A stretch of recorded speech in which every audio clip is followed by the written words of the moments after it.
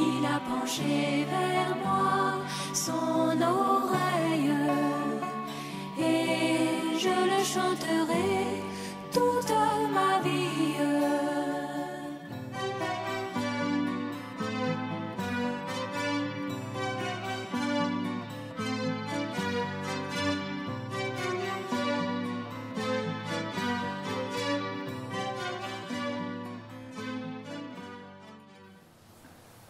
Gloire au Seigneur. Gloire au Seigneur. La gloire revient à une seule personne. À qui? Seigneur. À lui seul la gloire. Que Dieu vous bénisse. Le psaume 84 que vous avez lu est très important pour nous tous. Vous avez vu que nous irons jusqu'à la cité céleste. Et nos forces vont augmenter pendant la marche. Alors, contrairement, naturellement, quand on marche, on s'épuise. Mais avec Dieu, ceux qui avancent en comptant sur lui augmentent leur force. Et ils prennent leur vol comme des aigles. Amen. C'est Isaïe chapitre 40. Tous ceux qui marchent. On va lire Isaïe 40. Isaïe 40, 28. C'est quoi? Isaïe 40, voilà. Oui, à vous. Jean-Pierre est là. Tu vas le lire, mais il faut bien lire. Bien lire. Allons-y, Jean-Pierre.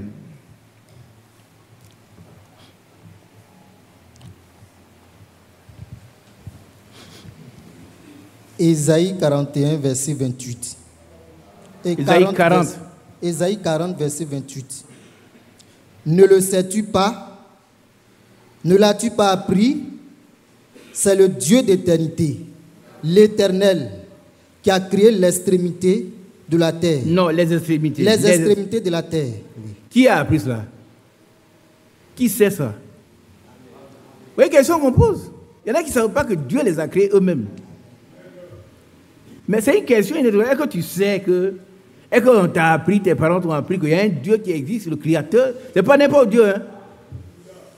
Quand quelquefois je dis sur mon portable, on écrit Dieu avec un D, un petit D, je sais qu'il ne s'agit pas de mon Dieu. Dieu, non, ça c'est un bal, mais le Dieu dont nous parlons, son nom s'écrit avec un grand D. C'est lui le Créateur. Amen. Il ne se fatigue point. Il ne se lasse point. On ne peut sonder son intelligence. D'abord, qui peut sonder l'intelligence de Dieu? Qui est Dieu? Qui est égal à Dieu même? Il n'y avait pas un égal. Encore moins quelqu'un qui soit au-dessus pour sonder l'intelligence de Dieu. C'est quoi quand Dieu parle là, sur les ordres, nous devons obéir. C'est tout. Ne cherche pas à comprendre. Quand Dieu a dit lève-toi, c'est tout. Il ne faut pas dire pourquoi il me lève. Le pourquoi lui appartient. Le comment lui appartient. Mais l'exécution de l'ordre nous appartient. Amen. Continuons. Verset 29. Il donne de la force à celui qui est fatigué. Alléluia. Amen. Qui est fatigué? Ah, il y en a qui ne sont pas fatigués. Alors, il donne la force. Amen. Continuons. Et il augmente la vigueur de celui qui tombe en défaillance. Amen. Verset 30. Les adolescents se fatiguent et se lassent, et les jeunes hommes chancellent. Mais ceux qui se confient en l'Éternel renouvellent leur force. Oh, c'est merveilleux. Vous savez que les vitamines sont importantes, hein, mais on peut donner une pharmacie entière. Si Dieu n'est pas dedans, ça ne vaut absolument rien. Dieu est capable de renouveler nos forces. Amen. Ça ne veut pas dire qu'on ne doit pas se traiter, non. C'est le fanatisme. On dit, oh, non, nous on se traite. Mais celui qui guérit, c'est Dieu. Il n'y a pas un autre guérisseur. Il a dit, je suis l'Éternel qui te guérit. Et c'est vrai. Si quelqu'un est fatigué, demandez au Seigneur, voilà tes passages, il y en a plusieurs, voilà celui-là. Viens à mon secours. Continue. Ils prennent le vol. Ils prennent comme- le. Là-bas, c'est le. Oui, ici c'est le. Mais pour moi, ici, ils prennent le vol comme chez moi ici. C'est pas le mec qui est au tableau? Là-bas, c'est le. Mais il dit le. Ils prennent leur vol. Ils prennent leur vol comme des aigles. Ouais. Ils courent et ils ne se lassent point. Ils marchent et ils ne se fatiguent point. C'est pas merveilleux? Maintenant, ce soir, nous allons lire autre chose. Retenons ces passages-là et puis, il faut que nous les approprions. C'est-à-dire que ça doit devenir une partie de nous. On doit les prendre pour nous. Quand on est fatigué, on dit, Seigneur, tu vois, je suis très fatigué. Voilà ce que tu as écrit. Il va nous redonner la vigueur. C'est vrai, frère. C'est vrai. Lèvons-nous, s'il vous plaît. Nous allons lire Deutéronome 32.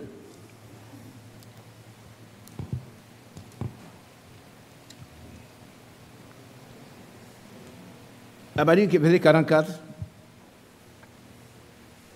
jusqu'au verset 52. Allons-y. Deutéronome 32, verset 44. Moïse vint et prononça toutes les paroles de ce cantique en présence du peuple. Josué, fils de Nun, était avec lui.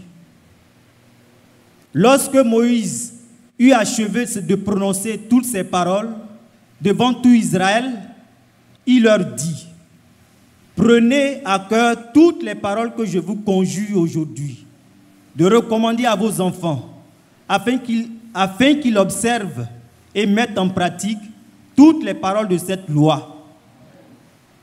Car ce n'est pas une chose sans importance pour vous, c'est votre vie, et c'est par là que vous prolongerez vos jours dans le pays dont vous aurez la possession. Après avoir passé le Jourdain. Ce même jour, l'Éternel parla à Moïse et dit: monte sur cette montagne de Barim, sur le mont d'Abarim, sur le mont Nebo, au pays de Moab, vis-à-vis de Jéricho, et regarde le pays de Canaan que je donne en propriété aux enfants d'Israël. Tu mourras sur la montagne où tu vas monter, et tu seras recueilli auprès de ton peuple, comme Aaron, ton frère, est mort sur la montagne de Hor, et a été recueilli auprès de son peuple. Parce que vous avez péché contre moi au milieu des enfants d'Israël, près des eaux de Mériba, à Kadès, dans le désert de Sin, et que vous ne m'avez point sanctifié au milieu des enfants d'Israël. Tu verras le pays devant toi, mais tu n'entreras point dans le pays que je donne aux enfants d'Israël. Alléluia. Qui est triste? Honnêtement, qui est triste? Moi, je suis triste. Est-ce que vous comprenez un peu? Dieu ne fait exception de personne. Qui comprend? Sœur. Mais même Moïse, l'homme le plus patient, nous devons avoir peur de Dieu, frère. Nous devons avoir peur de Dieu. Moïse n'est pas entré. Aaron n'est pas entré. Mais est-ce que nous voulons entrer? Nous voulons entrer? Veuillez vous asseoir, s'il vous plaît. Veuillez vous asseoir. Nous voulons entrer. Nous voulons entrer, donc, vous savez que nous devons prendre la parole au sérieux. Regardez un peu. Lorsque Moïse eut achevé de prononcer ces paroles devant tout Israël, il leur dit: prenez à cœur toutes les paroles que je vous conjure aujourd'hui de recommander à vos enfants, afin qu'ils observent et mettent en pratique toutes les paroles de cette loi. Ce n'est pas une chose sans importance pour vous. Amen. La parole de Dieu n'est pas une chose sans importance. C'est-à-dire que ça veut dire la parole de Dieu est une chose très importante pour nous.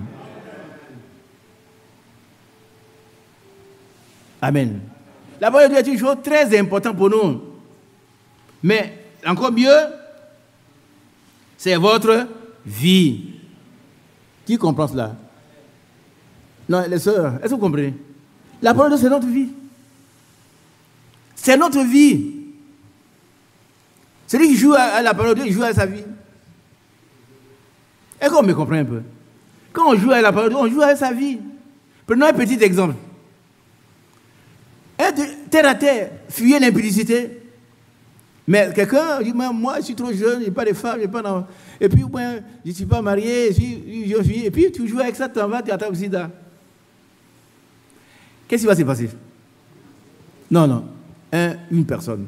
Qu'est-ce qui va se passer? Tu vas, tu attrapes le sida. Qu'est-ce qui va se passer? Tu veux une personne. Oui, toi. C'est la mort qui sera suivie. La mort sera certaine. Non, la mort sera certaine. Celui qui attrape le sida, c'est lui qui... Il mourra. À moins qu'on ait découvert un traitement comme le sida. C'est pas, je ne suis pas médecin. C'est vrai? Il y a un traitement là? Bon. Et pourtant, il pouvait être gardé dans la parole. Mais il a fait fi de la parole. Quand on fait fi de la parole, on fait fi de sa vie. Nous avons bien compris. Nous voulons aller jusqu'à la montagne des Sion. Nous ne voulons pas rester en route comme qui? Comme Moïse. Moi, j'ai peur. Frère, vous n'avez pas peur si vous ne savez pas de qui il s'agit. Hein? Il est fait accession de personnes. Même Moïse. Et c'est clair. Quand Dieu part, qui peut contester? Moïse était là, il voit le pays, mais Dieu lui a dit, toi, tu ne vas pas entrer. Aaron n'est pas entré. Hein? Frère, prenons la parole au sérieux. Je ne vais pas m'arrêter là. Ce soir, je vais prendre quelques passages dans le Nouveau Testament pour vous montrer un certain nombre de choses qui nous concernent. Les vieux, les jeunes, les enfants, les femmes. Chacun a sa part dans la parole de Dieu. Ce sont des instructions que Dieu donne à chacun de nous. Alléluia. La parole de Dieu est très importante et c'est notre vie. Philippiens 1, verset 21. Voilà ce que l'apôtre Paul dit. Christ est ma vie. Christ est qui? C'est la parole. Christ est ma vie. Mourir m'est un gain. Le chrétien doit arriver là. Christ est ma vie. Mourir m'est un gain. C'est parce que je voulais qu'on... On va aller dans...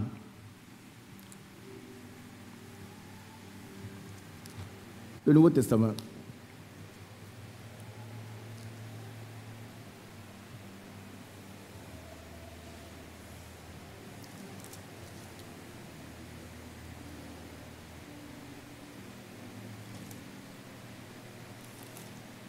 Gloire au Seigneur. Amen. Qui c'est ma vie? Mourir m'est un gain. Tite. Tite chapitre 1 et 2. On va seulement lire et puis notre frère Mathieu va nous faire prier. Tite, nous allons voir quelles sont les consignes que la parole de Dieu nous donne aux vieux, aux jeunes, aux femmes, chacun à sa part. C'est la vie de chacun de nous qui est mise en exergue. Et chacun doit accepter ou ne pas accepter. Si tu refuses, c'est que tu refuses de vivre. Les gens, vous comprenez, hein? Si tu décides à faire, tu refuses. Alors, nous prenons Tite. Tite chapitre 1, verset 15-16. Tite 1, verset 15. On va lire seulement, à la fin, le frère va faire prier pour qu'on... Allons-y. Mais suivez, allez. Chacun suit et il écoute ce qui le concerne. C'est le contraire. Est-ce qu'on a bien compris? Quand on dit jeune, toi, tu es jeune, tu vas comprendre. Vous n'allez pas souvent au cimetière. Hein? Au cimetière, il n'y a pas que des tombes des vieux. Hein? Il y a des avortons. Donc tout le monde peut mourir. Mais si on n'a pas cette parole de telle qu'elle nous est décrite, présentée, nous savons où nous allons. Nous savons déjà où nous allons. Et puis chacun sait quelle est sa foi. On ne peut pas tromper Dieu. Hein? Moi, je peux vous tromper. Parce que je suis qu'un homme. Mais je ne peux pas tromper Dieu. Dieu sait ce que je suis en m'éternel. Il me connaît. Alors, allons-y. Verset 15. Tout est pur pour ceux qui sont purs. Mais rien n'est pur pour ceux qui sont souillés et incrédules. Est-ce qu'on a compris? Voilà. Si tu es souillé et incrédule, rien n'est pur pour toi. Toi, tu veux que c'est pur. Ce n'est pas pur pour toi. Ils sont souillés et incrédules. Leur intelligence et leur conscience sont souillées. Verset 16. Ils font profession de connaître Dieu, mais ils le renient par leurs œuvres, étant abominables, rebelles et incapables d'aucune bonne œuvre. Alléluia. Nous comprenons? Qui comprend? Ça, c'est le caractère de quelqu'un qui est encore dans la nature humaine. Il fait profession de connaître Dieu, il vient à l'église, il connaît le message, mais sa vie prouve le contraire. Quand on le voit vivre, parler, agir, c'est tout le contraire qu'on voit. Et nous devons quitter ces catégories de gens. Amen. Par la grâce de Dieu. Par la grâce de Dieu. Continuons. Chapitre 2, verset 1er. Pour toi, dis les choses qui sont conformes à la saine doctrine. Amen. Continuons. Maintenant, on commence par une catégorie de personnes. C'est nous. Nous d'abord, les vieillards. Allons-y. Dit que les vieillards doivent être sobres, honnêtes, modérés, saints dans la foi, dans l'amour, dans la patience. Amen. Alors, nous, les vieillards, ça nous concerne. Alléluia. Continuons. Verset 3. Dit que les femmes âgées doivent aussi avoir l'extérieur qui convient à la sainteté. Ça veut dire qu'elle doit être propre. L'extérieur, ce qu'on voit. On n'est pas parce qu'on est vieille et puis on vient, on s'habille n'importe comment, on est ça, non. Il faut être une femme propre, correcte. Continuons. N'être ni médisante, ni à donner aux excès du vin, qu'elles doivent donner de bonnes instructions.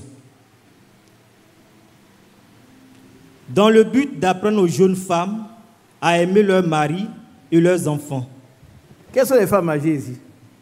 Il n'y en a pas. Levez-vous s'il y en a. Ah, personne ne peut se lever, les femmes, elles n'ont pas l'âge. Voilà, donc, voilà ce qu'on vous donne. On vous demande. Hein? Il faut ça. Alors, c'est dur de voir aux gens se lever, mais moi, je suis un vieillard, donc peut-être que je suis seul. On m'a parlé déjà, j'ai pris. Je veux vivre cela. La parole de notre vie, elle concerne tout le monde. Quand on la néglige, on néglige sa vie. Qui est d'accord? C'est pas pour Dieu. Hein. Dieu n'a pas besoin de ça, c'est pour nous qu'il a donné. Dieu n'a pas besoin de ça. C'est pour nous. Il dit, je t'instruis pour ton bien. Mais par la parole de Dieu. Si tu es attentif à mes instructions, à mes ordres, ton bien-être courrait comme un fleuve. Tu seras heureux. Non, ce que Dieu dit, ce n'est pas pour lui. C'est pour toi et pour moi. Il a parlé des vieillards qui doivent aimer. Les femmes âgées qui doivent être propres, ne pas boire beaucoup de vin.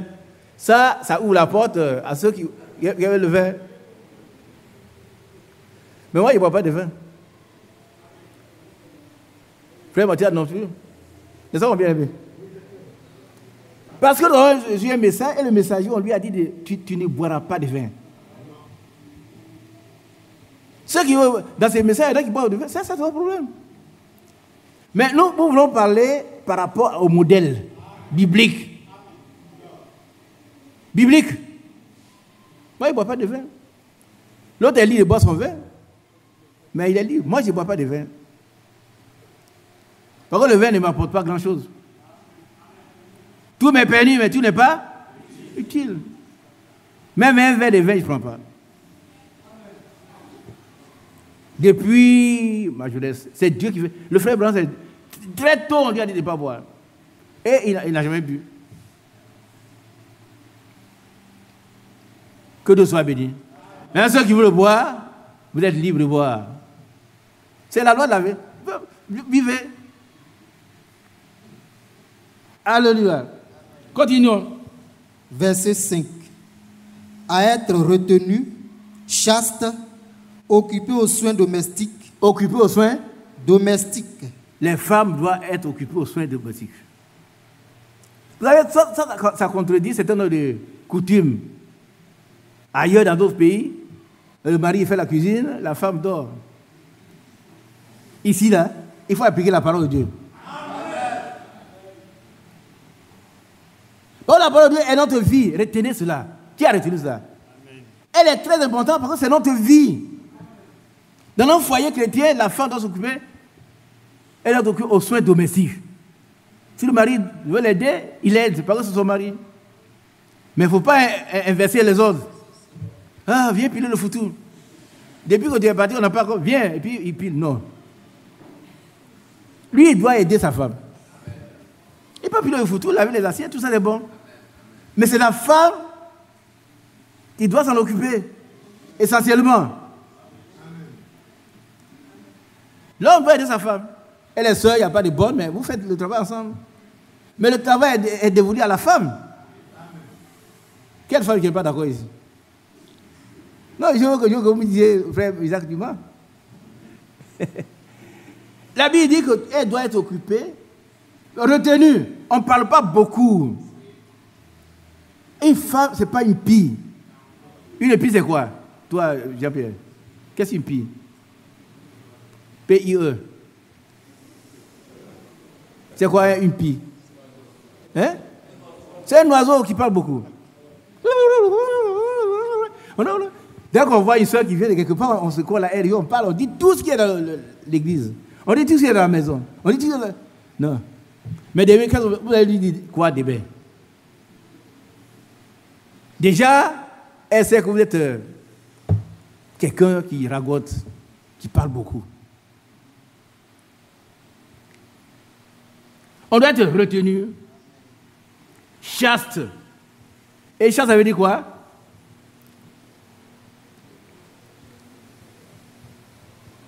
Que veut dire chaste?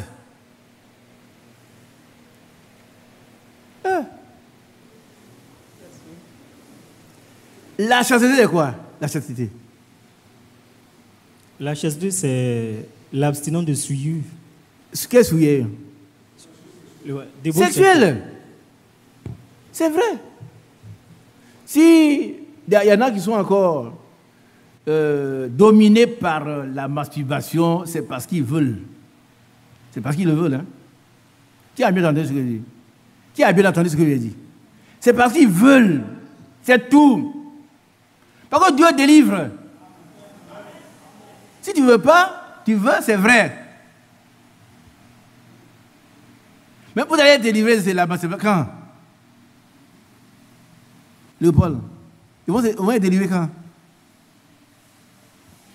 Quand ils seront délivrés de la masturbation? Oui. La Bible dit, vous connaissez la vérité, et la vérité vous affranchira. Vous ne connaissez pas le Seigneur encore. Frère, ici, là, et puis ma mère, c'est pas quoi. Tu sais très bien. Tu as un problème, prie au Seigneur, c'est ce qu'il te délivre. Amen. Amen. Le Seigneur délivre. Hein? Amen. Il délivre tout. Amen. Ne faisons pas du Seigneur un menteur. Hein? Il délivre. Il délivre, c'est vrai. Si tu t'émancipes encore, c'est parce que tu n'as jamais connu le Seigneur. C'est parce que tu ne veux pas délivrer. Le Seigneur ne peut pas t'enlever ce que tu aimes. C'est vrai. Il aide ceux qui ont besoin d'aide. Qui ont besoin d'aide. Amen. Mais toi, tu n'as pas besoin d'aide. Il n'y a pas un péché dont le Seigneur ne nous délivre pas. Ça n'existe pas. Nous avons été esclaves du péché. Désormais, en Christ, nous sommes esclaves de la justice. Amen. Vous connaissez la vérité vous affranchira. Donc, il n'y a pas de péché, petit ou grand. Si on crie au Seigneur, il délivre. C'est ça que vous suivre. C'est une réalité. Mais si tu es la masturbation, qui va, frère, prier pour moi? Non. Toi-même. Crie au Seigneur. Comme le psaume 123 le dit, reste à genoux jusqu'à ce que tu sentes que c'est fini. C'est un démon. Il va partir. Tu dois être chaste et réservé. Un chrétien, il est chaste. Il ne faut pas que la masturbation soit ta vie. Pensant que comme je ne peux aller avec une femme, ça va. Non. C'est ce qu'on appelle, tu te souilles. Tu te souilles, hein?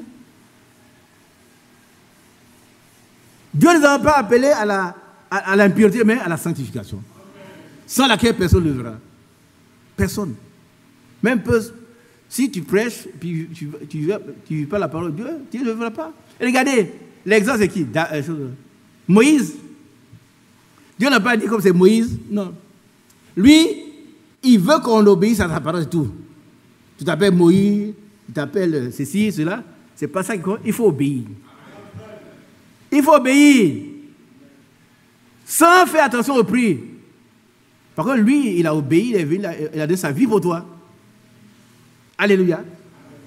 Alors, les bien-aimés qui sont encore dans la masturbation, dans l'impureté, comment on appelle ça, l'impudicité. La Bible dit, fuyez l'impudicité, fuyez.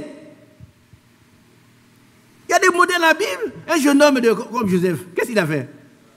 Il a fui. Joseph aurait été bien encadré parce que c'est sa patronne. Hein? La patronne, elle est une sommité de l'Égypte.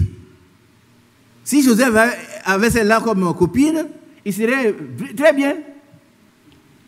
On aurait pris soin de lui. Mais il ne serait jamais devenu gouverneur de l'Égypte. Jamais. Frère, il y a une chose. Hein? Ceux qui vivent encore dans le péché de l'adultère, la prostitution, vous avez découvert le plus vieux péché. Fuyez-le. Fuyez-le. C'est le plus vieux péché qui habite le monde dans le chaos. Donc, vous n'avez rien découvert. Les jeunes filles, une fois que c'est fini, on ne peut plus les attraper. Mais tu vas mourir.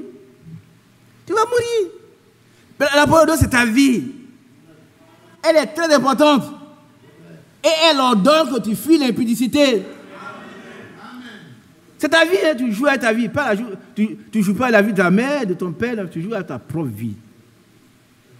Quand on va découvrir que tes cheveux tombent, maintenant il faut faire un trou dans ton lit pour que tu...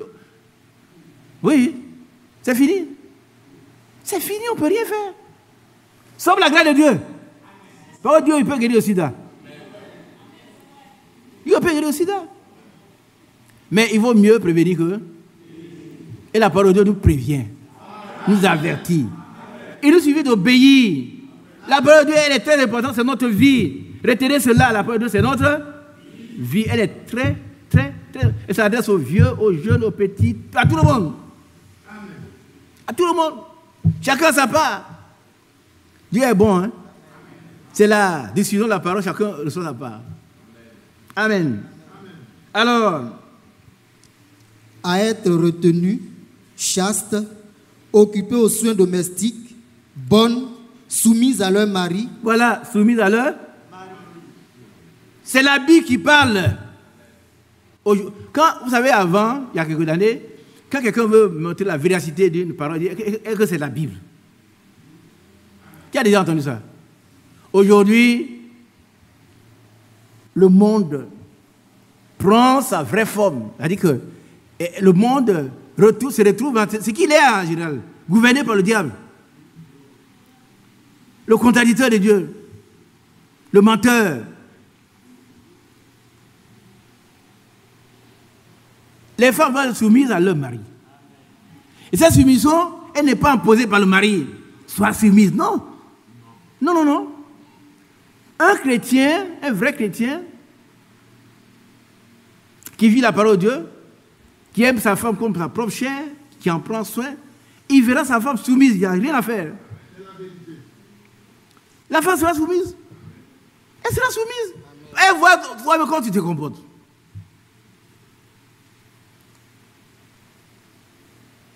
Gloire à Dieu. Mais à nos soeurs, la Bible ne dit pas, si ton mari est bon, sois soumis, non. Par contre, tu peux avoir un mari qui ne croit même pas. Dans 1 Corinthiens 7, tu dois te soumettre à ton mari. Sauf si tu empêches d'adorer ton Dieu. Tu as compris? Si tu as dit, il ne faut pas adorer ton Dieu, les apôtres ont dit, jugez en vous-même. S'il est juste d'obéir aux hommes qu'à Dieu, c'est à Dieu seul la gloire, pas à des hommes. Un homme, sa vie est comme une vapeur. Vous savez ça? Nous tous, on dit, une vapeur. L'apôtre Jacques, elle paraît et puis elle disparaît. C'est fini. On n'entend plus parler de toi, c'est fini. Hein? C'est fini. On parle du frère au passé. Ah, quand le frère était là, c'est fini. Donc ça doit nous faire réfléchir. La parole de Dieu, c'est notre vie. Répétons cela. Elle est très importante. Elle s'adresse à tous les âges. Et chacun doit obéir à la parole de Dieu. Pour son propre bien. C'est vieux. Hein? Frère. Tu désobéis à la parole de Dieu, tu minimises ta vie, tu dis ma vie n'a pas d'importance. Tous ceux qui ont obéi à la parole de Dieu, vous avez été bénis.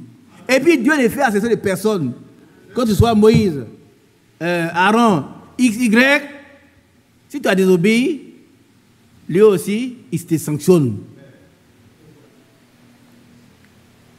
Mais si tu obéis, comme je connais, le Saint-Esprit descend. Pourquoi Dieu s'est trompé? Qui croit que Dieu s'est trompé? Comment Dieu empêche Moïse d'aller à la terre promise et puis il vient bénir les gens, je connais. Mais il y a une phrase qui dit, je reconnais maintenant que Dieu ne fait accession de personne. Mais qu'à toute nation, celui qui prend de la droiture et le craint, lui est agréable. Est-ce que tu veux être, qui veut être agréable à Dieu? Crains-le. Prends sa parole au mot. Ne cherche pas à comprendre pourquoi Dieu a... Le pourquoi, est-ce que tu es Dieu? Pourquoi Dieu a fait ça? Pourquoi Dieu peut dire, un jeune homme ne peut pas chercher... Mais si elle n'est pas mariée. Sachez que même à Sodome et Gomorrhe, il y avait des vierges. Qui le sait? Il y avait des vierges. Il y avait des vierges. Donc, un chrétien peut être chrétien dans tous les milieux et être différent. Et ne pas être assimilé au milieu, assimilé par le milieu. C'est vrai? Amen.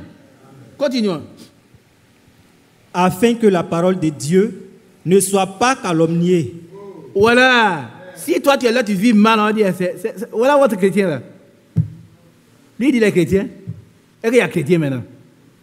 Nous tous, on a la même chose. C'est pas vrai. C'est pas vrai.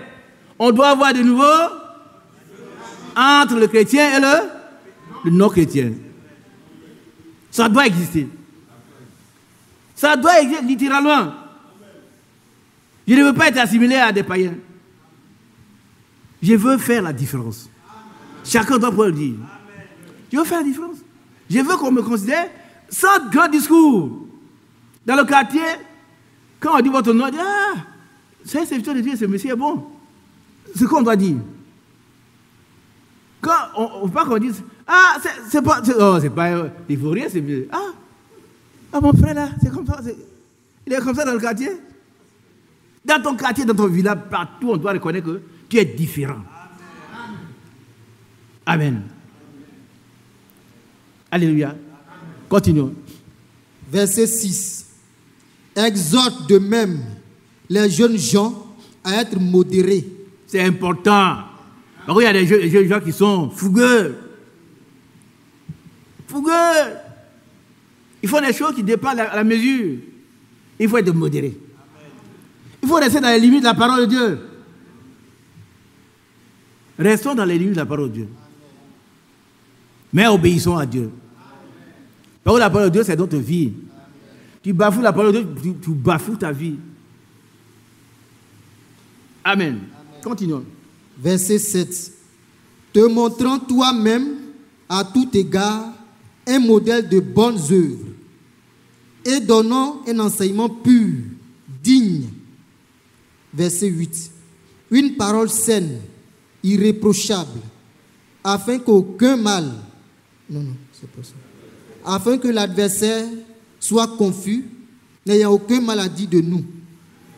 On dit Amen. On ne fait pas palabre. Non. Palabre, là, c'est pour les gens qui ne sont pas convertis. Quand on parle de palabre, moi, je ne me suis pas battu. Mais palabre, ça vient des paroles. Hein. Quand on est en train de discuter, là, on fait palabre. Quand ça déparle les bois, ça devient des disputes. Et puis on donne les coups de poing. Fais pas palabre.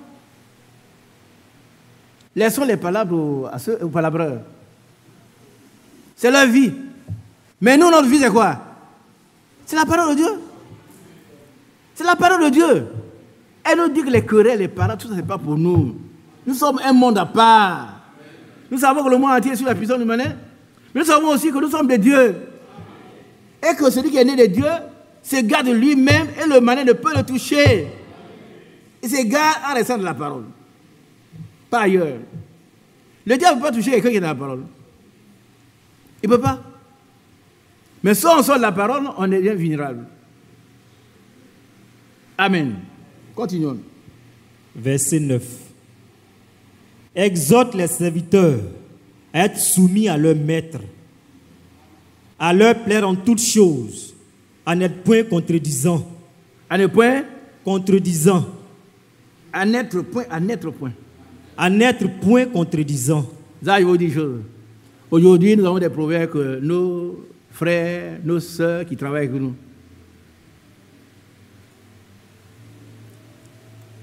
Et ça, c'est pas bon. Mon frère Youssouf, lève-toi, frère Youssouf. Dieu lui donne une révélation, une vision sur un projet. Et puis il m'appelle. Frère, viens, on va travailler. Lui, il a prié pendant des années, on lui a donné la chose. Il connaît le contour des choses. Quand je m'avais dit, oh frère, c'est pas bon. C'est comme ça qu'on doit faire. C'est à toi que Dieu a donné la vision. Viens, on va manger. Viens, on va manger. Et c'est toi qui prends tout le repas. Et on est là, frère. Les frères, il n'embauche pas les frères et les soeurs. Non. Lui, il sait ce qu'il a demandé à Dieu. Il connaît les contours de la chose. Tu viens, tu dis que contredisant. Tu dis le contraire de ce qu'on doit faire. On a des soeurs comme ça, les frères. Une soeur, elle va, quand le repas est au feu, elle prend sa Bible, elle médite. Et puis on sent une mauvaise odeur. Ah, c'est le riz qui est grillé. Ça vous fait rire, mais on est dedans depuis 40 ans, on sait ce qui se passe. Hein? Vous voyez, de plus en plus, quand les frères viennent, bon, frère Mathias se tient là, on a un frère qui va aller quelque part, qui lève la même personne. Qui a vu ça? Qui a déjà constaté ça? Et il va rester quelque part, et puis il n'y a personne. Je sais qu'on doit faire le bien, on doit accepter. Ça, on doit le faire. Mais les frères sont fatigués. J'ai reçu quelqu'un à Beaunois, il prend une chambre, il dit, lui, c'est sa chambre. Et puis lui, il va rester dedans, il dit, non, frère, tu dois sortir. Mon bien-aimé frère Mathias, il vient, c'est là, il dort. Et puis il prend ma chambre, et puis il s'assoit dedans. C'est pour lui, il dit, non. Sors de là. Sors de là. Ce n'est pas ta chambre. C'est la chambre réservée au serviteur. Tu n'es même pas un serviteur de Dieu. Et puis il est parti. Il n'a pas été méchant. Il ne faut pas venir prendre ma chambre. Et puis c'est chez lui. Non. Et puis on a découvert plus tard que c'est un frère qui va rendre visite aux sœurs qui sont chez les tuteurs très tard dans la nuit. Les gens sont pleins. Je dis, tu vois ce que je fais?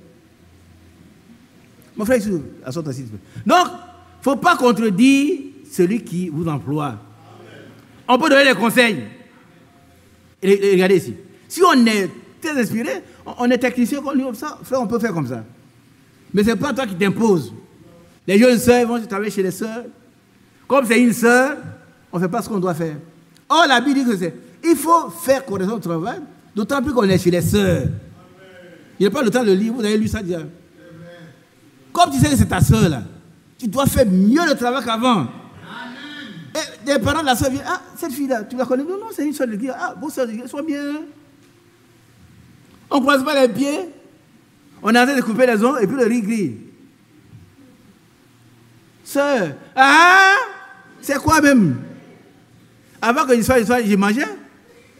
Voilà comment les frères. Et puis ils sont dans l'église, ils n'ont pas de travail. On cherche des sœurs, on cherche des personnes pour travailler chez nous, il n'y en a pas. C'est vrai. Et on va voir l'épouse du frère, elle est plus jeune que celle qui vient travailler. On est jaloux. Mais pourquoi? Toi, tu viens travailler chez eux.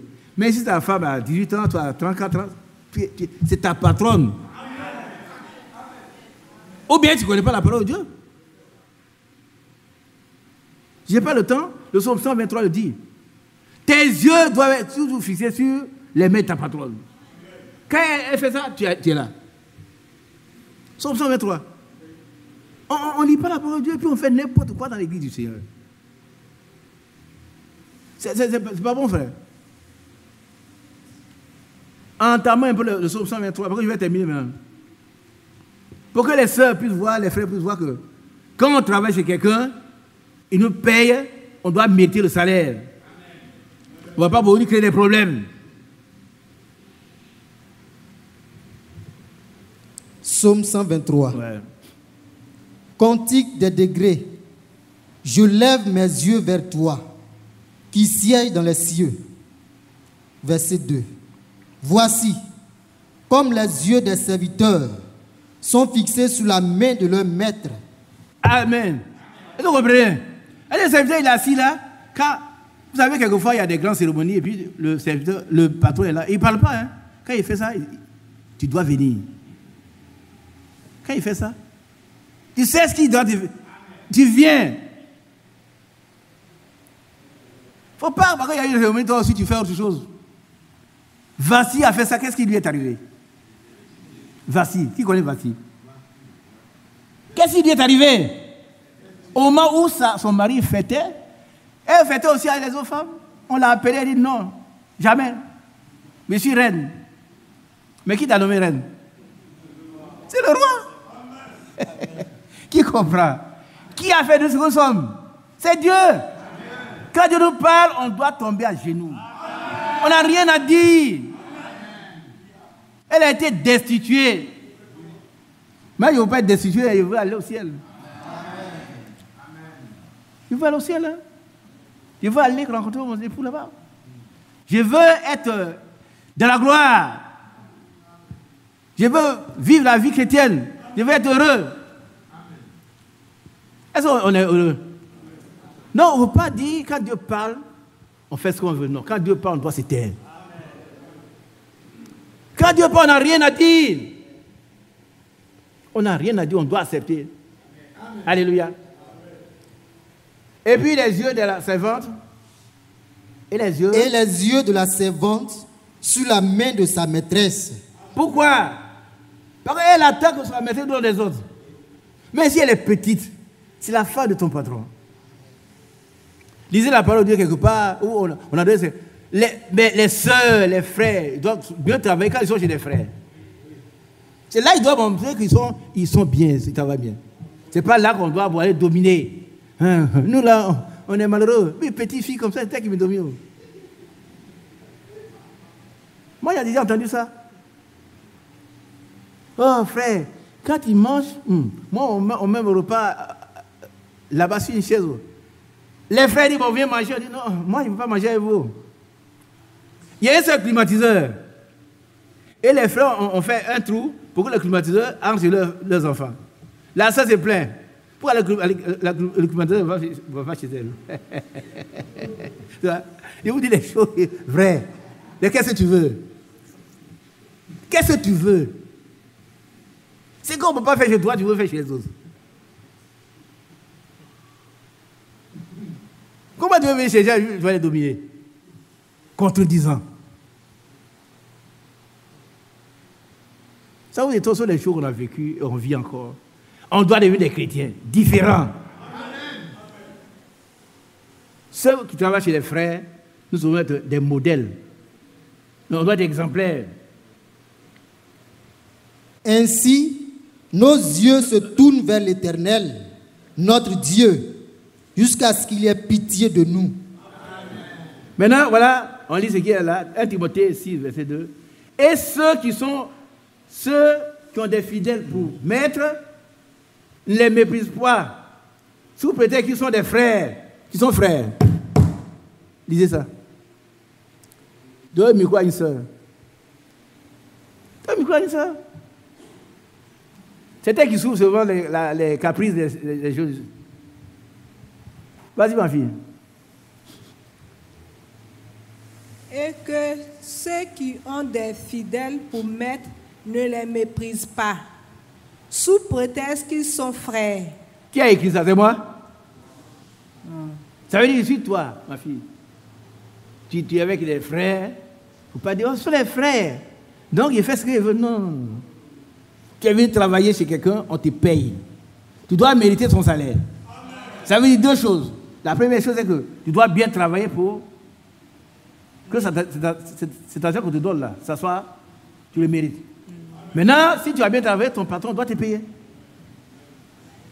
On ne veut pas s'asseoir sur un frère et puis on fait ce qu'on veut. Qui a bien compris ça? Ça, les seuls, ils font ça. On va chez quelqu'un, on veut le dominer. Pourquoi? Pourquoi?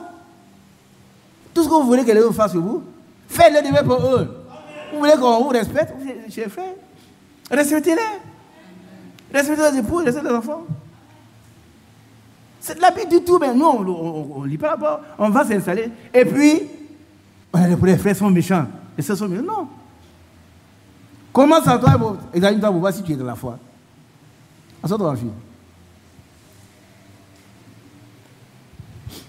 Mais qu'ils les servent, d'autant mieux que ce sont des fidèles et des bien-aimés qui s'attachent à leur faire du bien.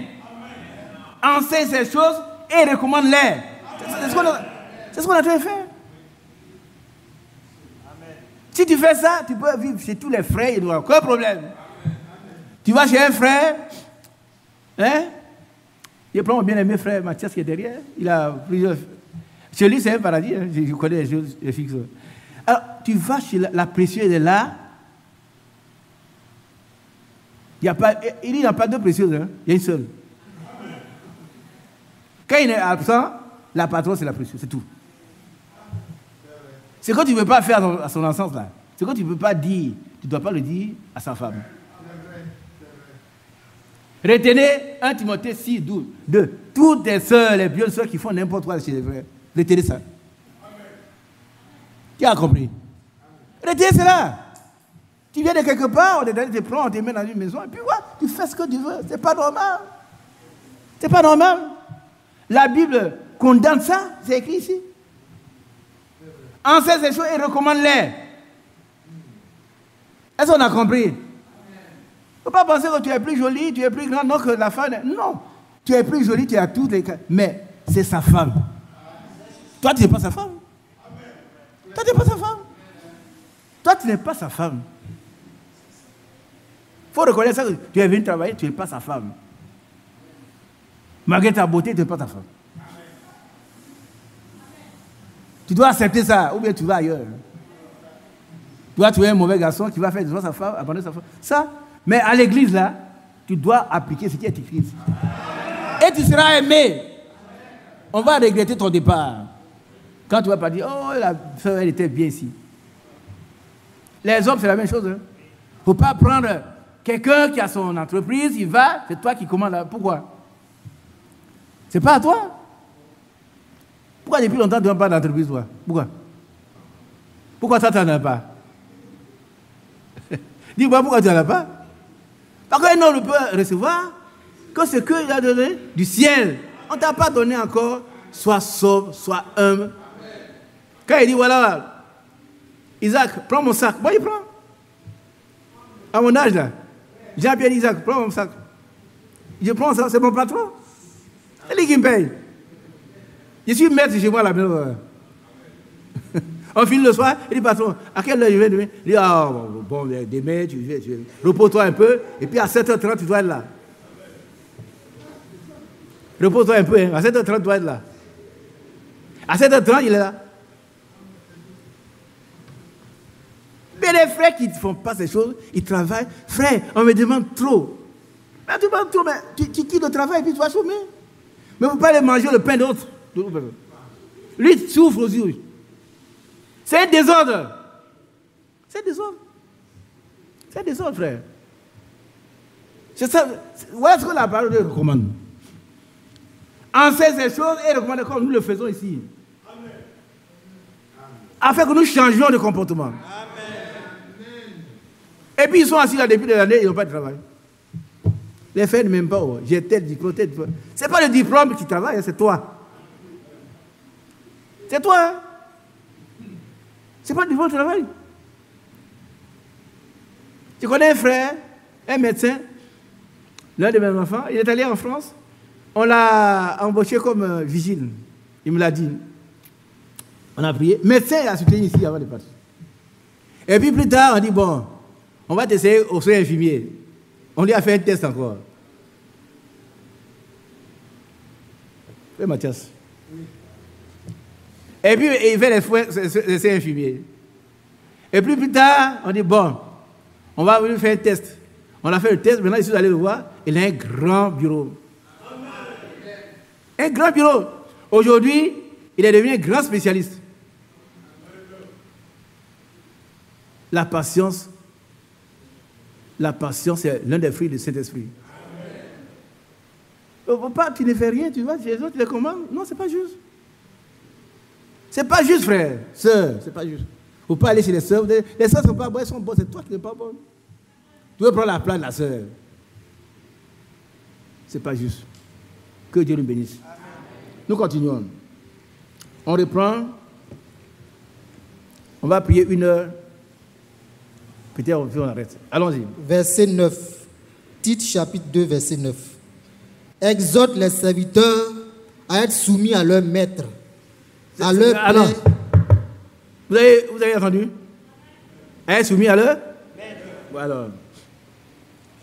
À leur plaire en toutes choses, à n'être point contredisant. Verset 10. À ne rien dérober. À ne rien voler. Oui. Un frère ne doit pas voler. Amen. Non. Continuons. Mais à montrer toujours une parfaite fidélité. Afin de faire honorer en tout la doctrine de Dieu, notre Sauveur. Amen. Continuons. Verset 11. Ouais.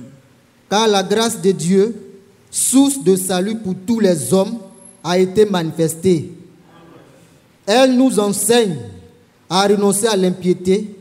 La grâce de Dieu nous enseigne à renoncer à l'impiété. C'est un enseignement. Mais pourquoi toi tu es encore... Tu es impie? Pourquoi? On doit renoncer à l'impiété. Continuons.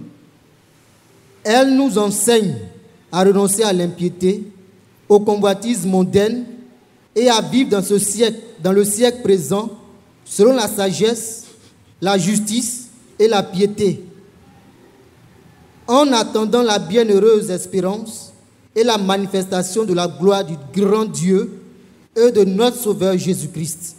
Amen. Verset 14. Qui s'est donné lui-même pour nous, afin de nous racheter de toute iniquité et de se faire un peuple qui lui appartienne, purifié par lui et zélé pour les bonnes œuvres.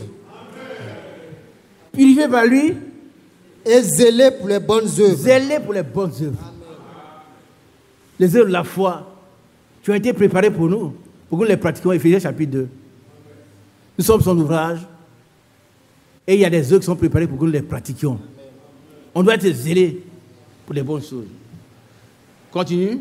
Dis ces choses, exhorte et reprend avec une pleine autorité, que personne ne te méprise. Amen. Amen.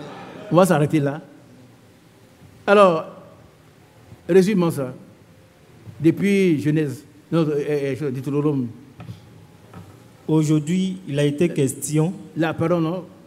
La parole de Dieu. La parole de Dieu que nous avons étudiée aujourd'hui. La parole de Dieu est très. Elle est très importante. C'est notre vie. C'est notre vie. Notre vie. Et Dieu ne tient compte que ça. Dieu ne voit que l'application de la parole de Dieu. Oui, tout à fait. Rien d'autre. Un exemple. Quels sont les hommes de Dieu influents qui ont été sanctionnés pour ne pas avoir obéi à la parole de Dieu? C'est qui? Moïse Et Aaron. Aaron. Et nous, si on fait la même chose. Et pourtant, dans Acte 10, qu'est-ce qui s'est passé?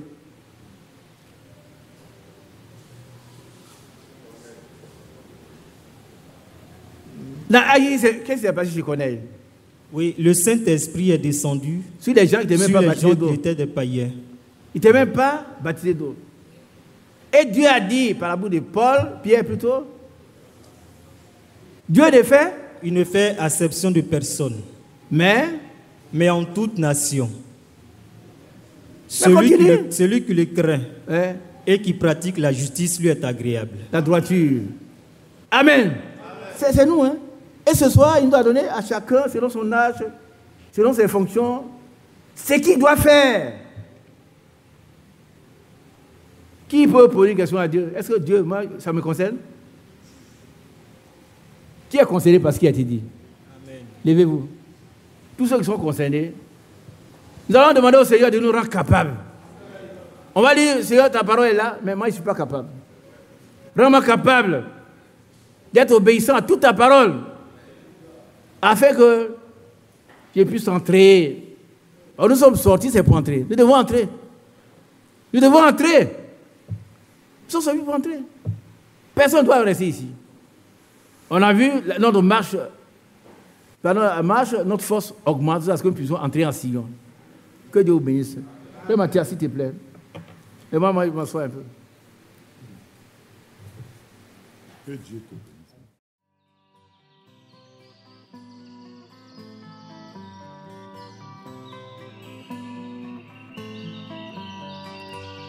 J'aime l'Éternel, car il entend ma voix. Il a penché vers moi son oreille.